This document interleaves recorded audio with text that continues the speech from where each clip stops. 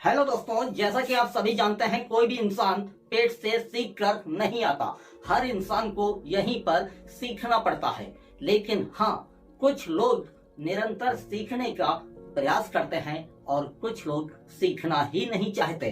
लेकिन हम उनमें से हैं जो हमेशा सीखने का प्रयास करते हैं और हमारी कोशिश रहती है कि हमने अपने सीनियर और जूनियर अधिवक्ताओं से जो कुछ भी सीखा है उसे आप तक पहुंचाएं, ताकि आप कर सकें इस बात का फैसला कि हमने सही सीखा या गलत। तो आज हम आपको बताने वाले हैं क्रॉस एग्जामिनेशन करने से पहले क्या होता है सबसे ज्यादा महत्वपूर्ण। यदि हम अपनी बात करें तो हमारी नजर में सबसे ज्यादा महत्वपूर्ण होता है केस का विवेचना अधिकारी अर्थात आईओ, क्योंकि आईओ ही ऐसा व्यक्ति होता है जो आपको फंसा भी सकता है और आपको बचा भी सकता है। क्योंकि जब पुलिस थाने पर कोई एफआईआर दर्ज होती है तो आईओ को उस एफआईआर की जांच सौंपी जाती है और आईओ उस केस की पूरी इन्वेस्टिगेशन करता है। आईओ उस केस में एफआईआर लगा देता है और आपको उस आरोप से बाहर निकाल लेता है।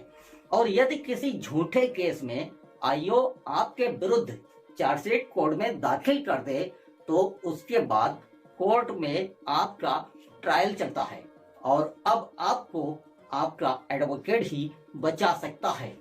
और जब आप किसी एडवोकेट को हायर करते हैं तो उस समय वकील के लिए सबसे महत्वपूर्ण दस्तावेज होता है केस डायरी। तो जब भी आप किसी आरोपी का केस लड़ें तो सबसे पहले केस डायरी अच्छी तरह से जरूर पढ़ें, उसके बाद ही केस को लें। अब वकील के लिए आईओ महत्वपूर्ण होता है, क्योंकि आईओ की गलतियों की वजह से डिफेंस एडवोकेट अपने क्लाइंट को बचा लेते हैं। और जब भी आप क्रॉस एग्जामिनेशन करने जाएं तो 161, 164 recovery memo, site plan, CDR, medical report आदि की बारीकी से अध्ययन करें। चलिए एक एग्जाम्पल के द्वारा आपको समझाने का प्रयास करते हैं। मान लीजिए रेप के मामले में आईओ ने घटना स्थल का साइट प्लान बनाया, उसमें दिखाया रेप एक होटल में हुआ। तो आप आईओ से पूछ सकते हैं जहां पर रेप हुआ वहां पर बेड था या नहीं, तकिया थी या नहीं, कुर्सी थी या नहीं, क्योंकि ज्यादातर आईओ अपने साइट प्लान में इन चीजों को नहीं दर्शाते हैं।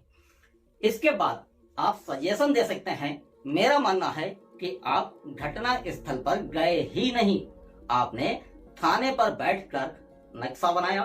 तो ये था हमारा छोटा सा वीडियो। अब हमें दें इजाजत और आप रहें सतर्क और सुरक्षित।